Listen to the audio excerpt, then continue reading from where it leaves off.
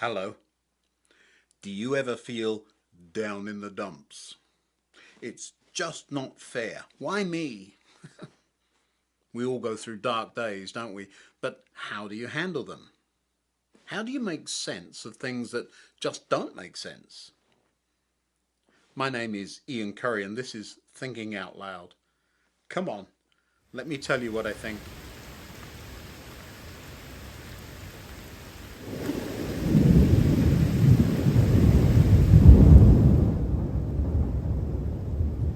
There are any number of things that add up to a gloomy day, aren't there? Those things are different for all of us.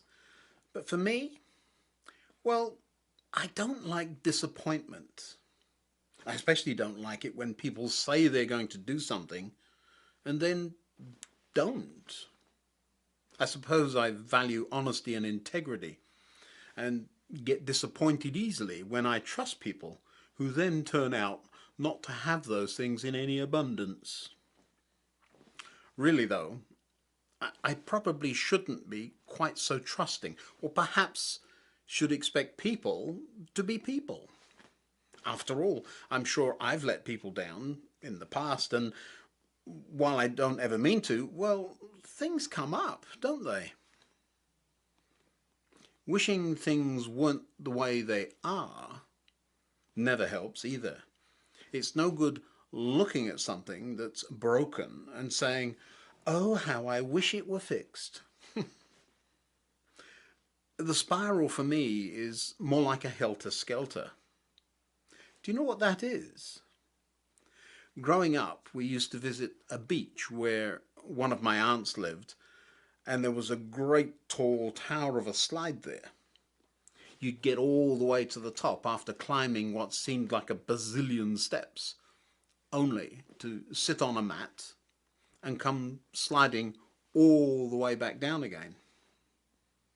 Once you started on that slide, it was impossible to stop.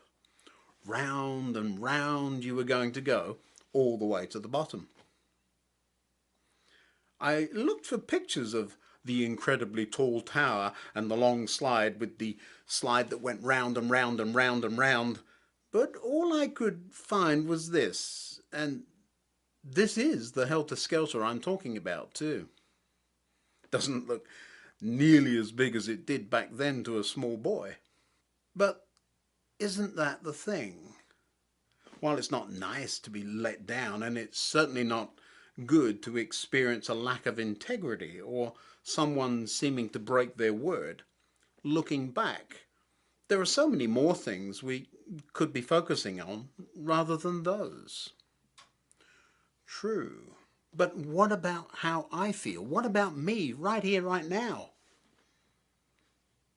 There are some times when what's happening in our past eats us for a long time into the future. Sometimes it seems like even God has let us down. It's not fair, God. I trusted you. I even prayed and asked you to make them better, and then had to watch while they not only didn't get better, but got worse, and maybe even died. We do have some funny, illogical ways of making God who we want him to be rather than who he actually is, don't we? I mean, as a small child, we pray things like, Dear God, I want a bike for Christmas. And as a teenager, perhaps, Dear God, please make them like me. If you do, I'll read my Bible every day for a whole year. And then, as adults, we carry that thinking over to asking God to do things we don't have control over, and then blame him for those things when he doesn't deliver for us. What makes my loved one, my situation, my problem more important to God than all those other people who are going through the very same thing? Instead of selfishly asking God to fix those things when our loved one is in the best possible medical care, what about those people who don't even have access to painkillers or a doctor? What about them? It's hard though, isn't it? when we think our situation is so hard and nobody cares, not even God. What are we to do? With such a broken world that we live in, our journey through it is always going to be tough. God didn't send his son to pave a special road just for me. No, he came to walk the rough, broken, potholed road humanity has messed up with me. The whole I will never fail you, I will never abandon you thing is far more about doing life together than being pulled out of difficult situations. In fact, the same paragraph goes on to say a couple of other things that tie it all together. The Lord is my helper, so I will have no fear. And right after that, Jesus Christ is the same yesterday, today, and forever. Far from saying, I'm going to fix everything, heal all your relatives' ailments, pay all your bills, and stop anyone ever dying ever again, Jesus simply says, I'm here.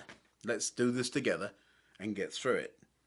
This is a broken down old world and it can be rough, but I'm here just as I've always been here and always will be. I'm still down in the dumps though. Perhaps I just need a good friend to have a listen to me, having a moan. Perhaps I just need to realize that in the end, no matter how good friends are, they sometimes say things they don't follow through on and let us down. Job is one of those story characters in the Bible that just when you think things can't possibly get worse, they do. You'd think, I've just been through all this, surely now I'll get a break. Not so fast. Look what Job said when he'd reached the very bottom of the spiral. So I looked for good, but evil came instead. I waited for the light, but darkness fell. My heart is troubled and restless. Days of suffering torment me. I walk in gloom without sunlight. Oh my, even I'm feeling sad for poor old Job. Not much encouragement there then, right? One of the places I go to have a read when I'm feeling down in the dumps is to the Psalms. Recently I said if you want to get started reading somewhere, start there. Psalm 119 is the longest one there, and it starts out with, joyful are people of integrity who follow the instruction of the Lord. I don't know about that. I'd be happy if a few people acted with integrity is all I know. But look down the page a little there. I have hidden your word in my heart, that I might not sin against you. Whatever can that mean? Perhaps I've remembered God is the same. I've hidden that in my heart, yesterday, today, and forever. And I'm not going to blame him when things go wrong. On the whole, I get down in the dumps when I look at people who aren't doing the right thing and get encouraged by people who are. People say one thing and do another, depress me, while good honest friends are an encouragement. Me looking at a gloomy day and expecting others to pull me out of it is unreasonable though, isn't it? The only way is to be an encourager myself, to be the one who is there for others, and to live a life of integrity. Doing that, though, means I have to follow the example of the only one who can really help me do that.